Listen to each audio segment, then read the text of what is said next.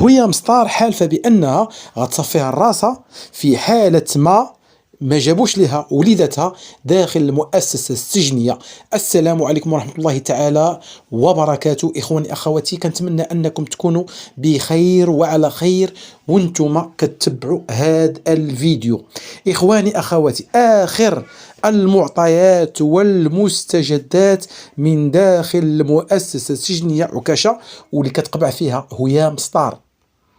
كل شيء كيعرف القضية ديال هيام ستار، والسبب الرئيسي اللي تم الاعتقال ديالها بطبيعة الحال هو طريقة المعاملة مع الأبناء ديالها، وكذلك تعنيف وليداتها الصغار، زائد القضية اللي خلقت ضجة كبيرة من بعد ما سبات وقذفات في السلطات الأمنية وبزاف المسائل واللي كان سبب في الاعتقال ديالها. الآن هيام ستار تدفع الثمن، بمعنى أن الأبناء ديالها اللي توحشاتهم والحالة النفسية مزرية، وكان هادشي اللي جاء كذلك على لسان الأخت ديالها، وكطالب وحتى انها حاولت انها تقرب من المحامي ديالها وطالبت واحد ملتمس باش يجيبوا لها وليداتها داخل المؤسسه السجنيه، لكن بدون جواب.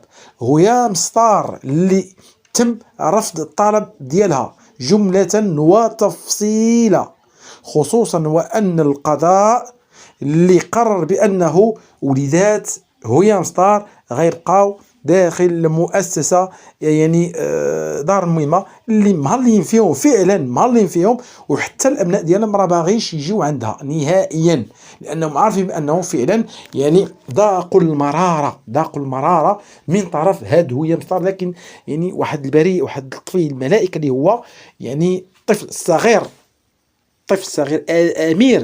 أمير اللي هو فعلا لابد أنه يتم واحد الزيارة كل مرة تكون الزيارة لهيام ستار، والجمعية فعلا راه مرة كيديو لها وليدها غير باش تشوفوا، لكن باش تربيه داخل المؤسسة راه ما يمكنش، من سبع المستحيلات، لأن هاد السيدة ما عندهاش الأهلية أنها تربي الوليدات، فما بالك داخل المؤسسة السجنية.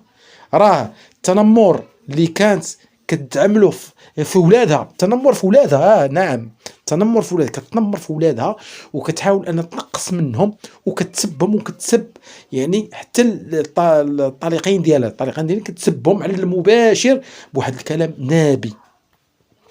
معطيات اخرى اللي كتقول بانه هيام ستار اللي كتعيش حاله نفسيه صعيبه جدا، واحد الحاله ميؤوس منها، هي صراحه ميؤوس منها، بمعنى انها ما كتاكل ما تشرب ما كتشرب حتى شي حاجه، وكتحاول انها تضرب على الطعام.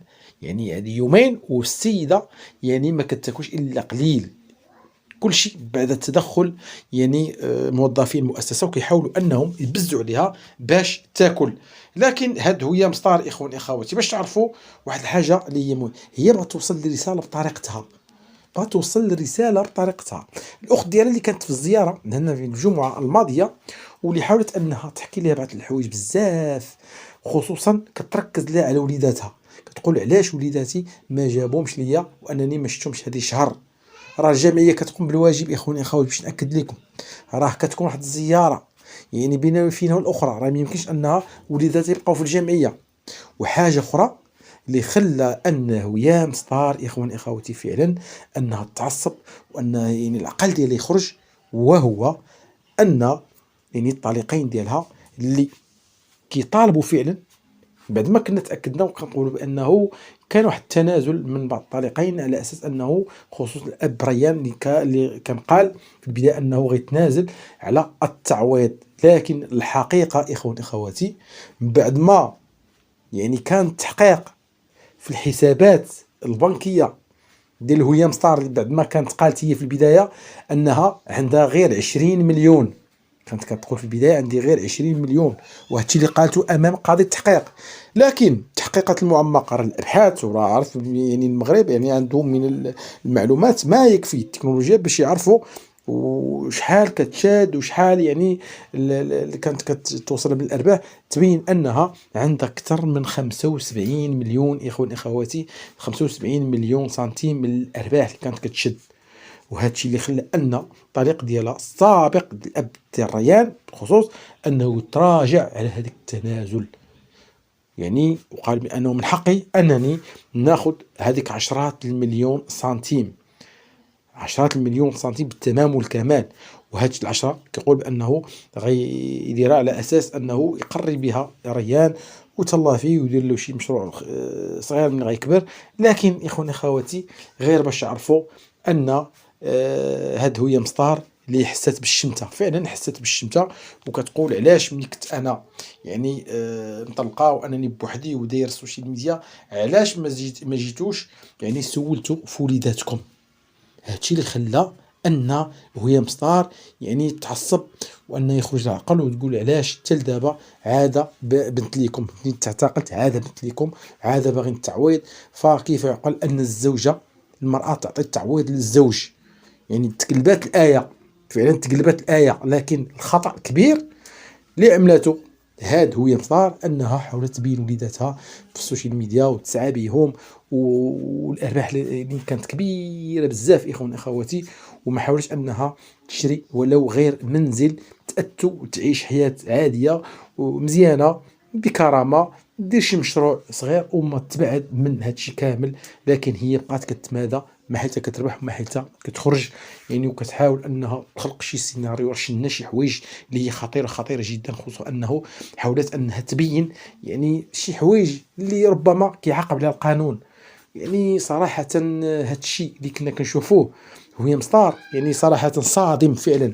تعرات على المباشر، كتسب كلام نابي بزاف الاشياء اللي هي خطيره وخطيره جدا، والان هي كتدفع الثمن فعلا، ثمن الاخطاء اللي عملاتهم، والان هي نادمه اشد الندم. فعلا هاد هوية مسطار فهي نادمه اشد الندم، وهذا الشيء اللي خلاها فعلا انها يعني تضر الطعام وتطالب يعني القضاء انه يجيو له وليداته ولو غير وليداته، لان توحشاته فعلا، وحسات فعلا تحس بتأنيب الضمير. والاخطاء اللي كانت كتقوم بها الان هي كتراجع داكشي اللي كانت كدير في السوشيال ميديا، وكانت كتمنى ولو انها يرجع الايام بلا الوراء يعني، وتوضع الحد لهذوك الاخطاء اللي كانت كتقوم بهم. الاخت ديالها اخواني خواتي اللي غتطالب الجمعيه على اساس انها تاخذ البنات الصغار يعني وديهم لدارهم يعني وتربيهم، خصوصا يعني ريتاج على حسب الخروج اللي خرجت به الاخت ديالها. قالت بانه ريتاج كتبكي وتوحشت ماماها، وحتى ريان حتى هو توحش هوية مسطار. كنتمنى خير انه صراحة هذا الشيء اللي وقع له هي ما بغيناش حنا ما كنشوفوه في شي واحد، لكن هذه الحقيقة وهذا هو المآل. أي واحد كيتحمل المسؤولية في الأخطاء ديالو.